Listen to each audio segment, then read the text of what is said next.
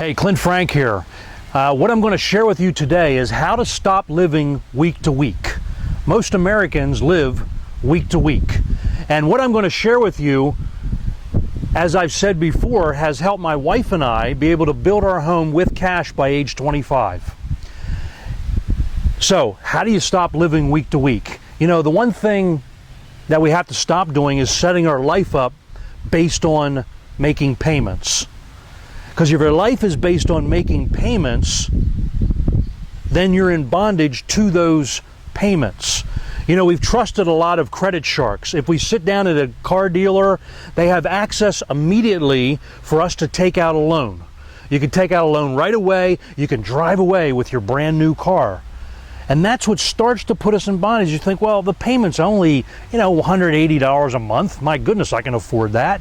Well, then we make a trip to the appliance store and we say, well, I don't have the cash right now, but I could buy this $2,000 refrigerator with making monthly payments for $75 a month. That's not too much. And then what happens is all these credit sharks have talked us into, you can qualify, you can make these payments, and we're just gradually stacking our life up, which puts us in a position that we have to live week to week. And I've seen people do this at every income level. It doesn't matter if they're making millions of dollars or just a minimum wage. They don't understand that this is gradually going to get them into a deeper and deeper bondage. Even with your credit card, I mean, you have a credit limit of $5,000, and you pull it out quick and you say, well, we'll just use the card for that this time because it's going to bail me out this time.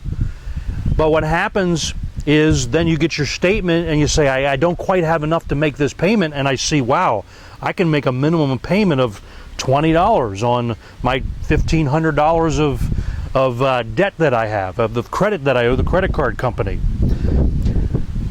So if you continue to make the $20 payment per month because it's convenient or it lets you off the hook, the problem is it's going to stack up on you. And that's what puts us in a position to always be living week to week. So when you live off of credit, you're busy paying for your past.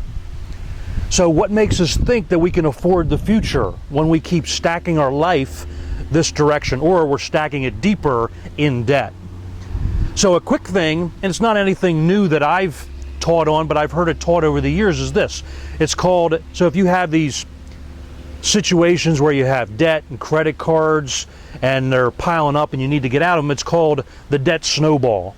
How do you get out of this? How do you gradually, progressively get out of the debt? Well, the first thing you do is you take your smallest payment per month.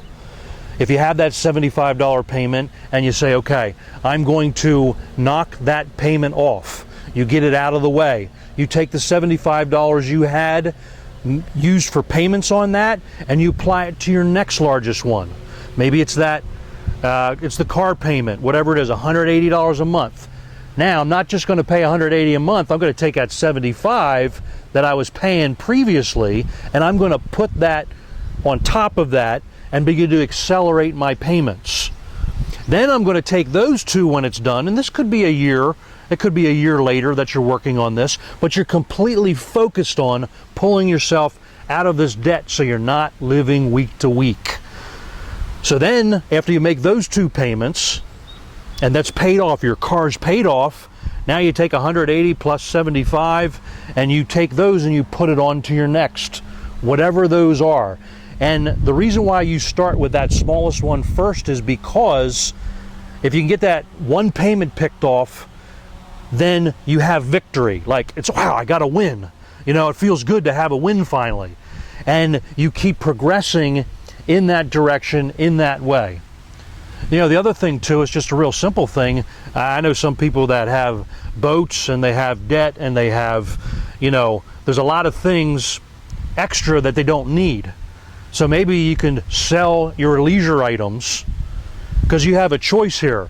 You can either try to live like you look like you're rich and be stressed out, or you can live wisely where you don't have any stress.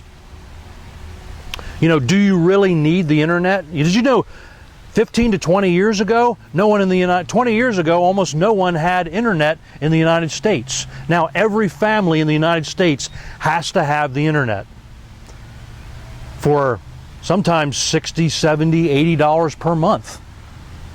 Do you really have to have the internet? Or, you know, we got to just get rid of that new car. Do you need to have a $25,000 new car, or could you have a used one that was maybe $12,000 to $15,000? The choice is yours, whether you want to live week to week or you want to have that freedom. So we have to plan past the next paycheck. Don't plan all your bills according to your, don't plan your income according to your bills, or you're going to be stuck living week to week. So that's some tips that I want to share with you on how not to live week to week. And I'm Clint Frank, and this is part of your Lifetime Financial Blueprint, and I'll see you in the next video.